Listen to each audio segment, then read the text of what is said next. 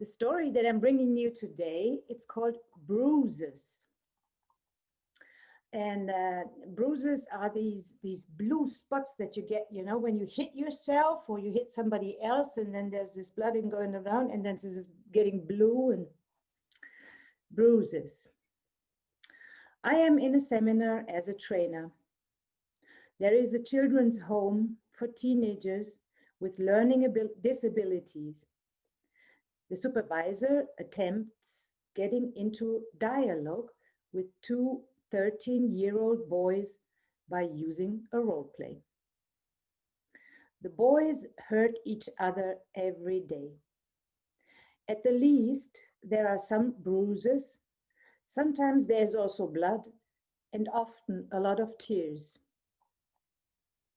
If the situation is solvable with a simple plaster, it is called a good day. The fact that they hurt each other causes the supervisor a lot of pain. Still, she is convinced that the boys like each other.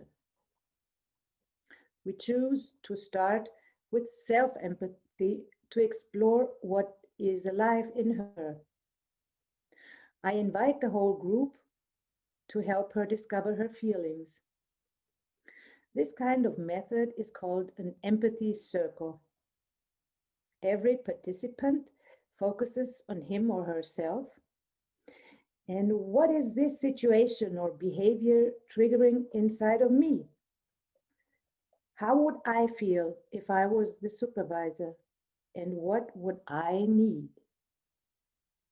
Then we offer our insights to the supervisor, who is receiving our empathy in form of questions, since they are our offerings.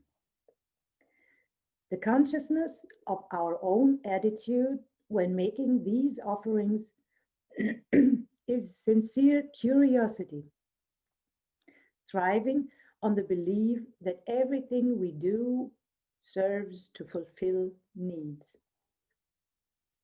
We search for these valuable treasures. The intention is to support, to practice, and to learn. The formulation, are you, then we offer a feeling, because then we offer a need, is important to you. Our offers may or not be accurate for the person receiving empathy. If not, we just continue to ask until we receive a convincing yes.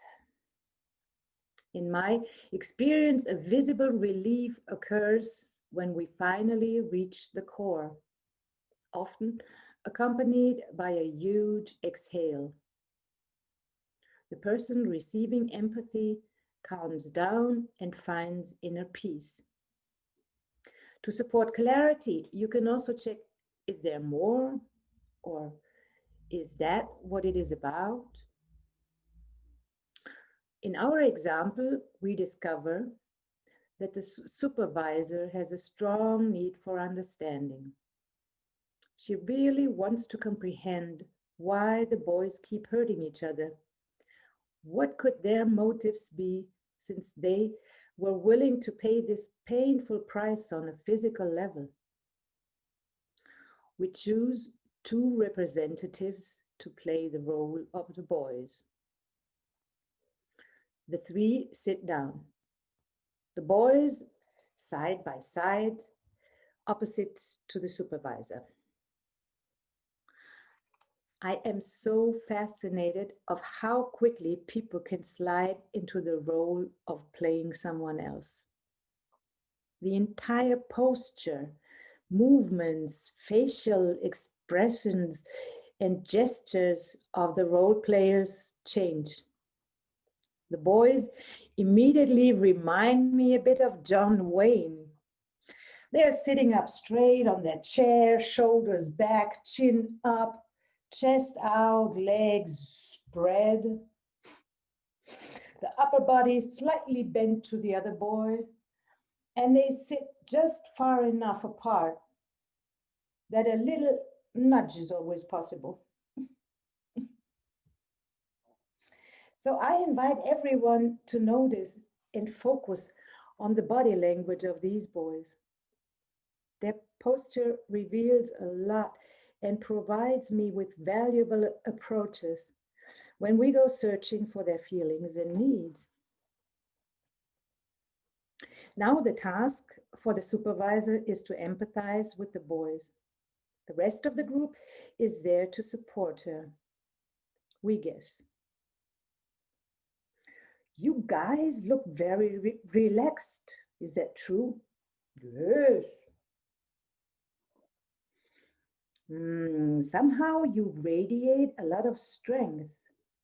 Do you feel strong and powerful at this moment? Yes. It's like nobody can touch me. I'm in total control. So I would like to talk to you about the injuries you inflict on each other. This is so strange to me. You guys do it over and over again, and I wonder, since you do it so often, you have to get something out of it. Well, you know, it's not so awful. It's all part of the game. Is it like a ritual, like shaking hands when you meet? Yes, exactly.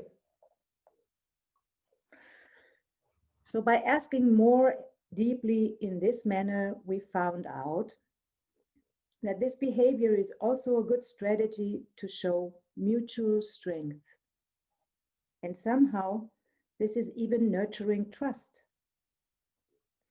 It allows me to show my strength while trusting you to be able to handle it. And also it shows me that you will stay with me. It is also about fairness and being on the same page, like we are on eye-to-eye level in contrast to me and my little brother. And on the other hand, it is all quite normal. That's life. At this point, the supervisor starts to talk about herself, how sad she feels, violence being so normal for some people.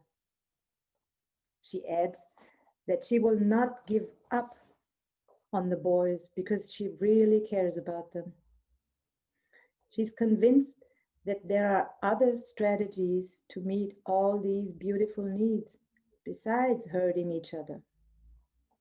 She also pronounces her deep longing to break this circle of violence that is going on for generations and generations, so that in the end something can change.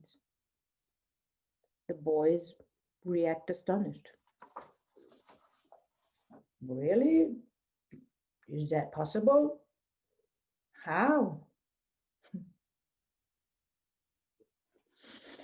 For me, Gundi, this happening is so different from the old mindset. Well, you must stop hurting each other, otherwise, punishment or reward, whatever. And it so much fits better into the world that I want to live in. And in real life,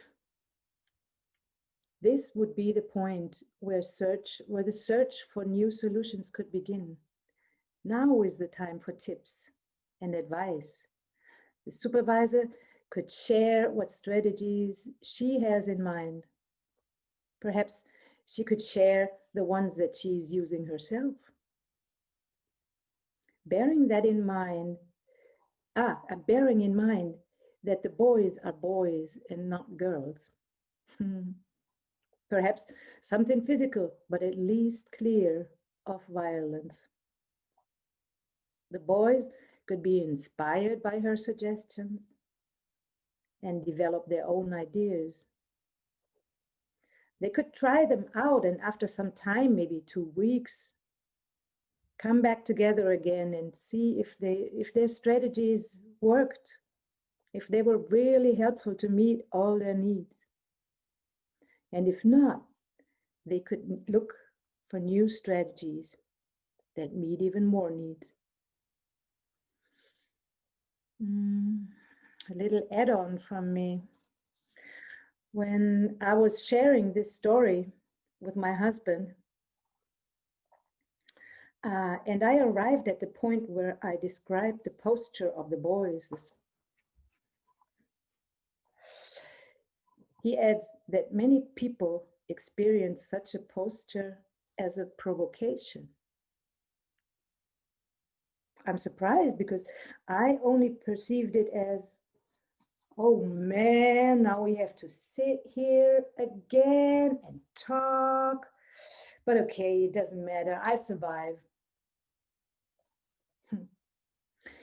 I saw it as a resource, as a valuable strategy to deal with life, as a protective wall. And at the same time, I can well imagine that showing strength in combination with a protective wall can be received provokingly. If this is the case, the supervisor needs one or more rounds of self-empathy in which she can discover what the boy's behavior triggers inside of her in order to be open again. So she can go on with discovering the world of the boys with curiosity.